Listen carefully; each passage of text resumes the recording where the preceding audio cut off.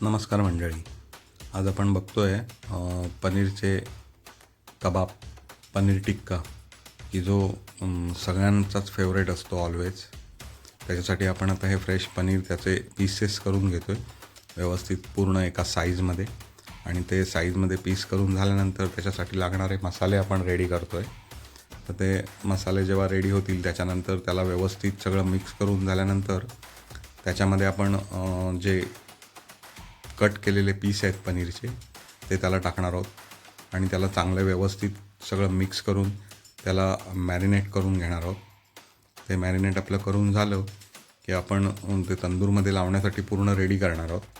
तर त्याच्यासाठी तंदूर शिगेला ते व्यवस्थित सगळे लावून सगळं व्यवस्थित त्याला प्रॉपर मॅरिनेशनचं मसाला लावून नंतर ते आपण तंदूर भट्टीमध्ये रोस्ट करण्यासाठी टाकणार आहोत.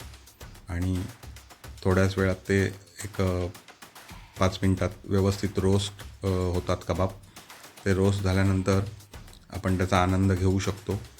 तर हा आनंद तुम्हाला जर घ्यायचा असेल, ह्याची जर टेस्ट तुम्हाला घ्यायची असेल तर नक्की तुम्ही कार्निवलला व्हिजिट करा आणि त्याचा आनंद घ्या.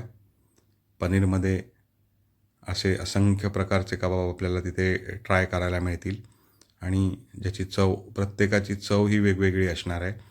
आता आपण बघत आहात हे पनीरचे कबाब आपले रेडी झालेले आहेत खाण्यासाठी. तर अतिशय सुंदर असे आहेत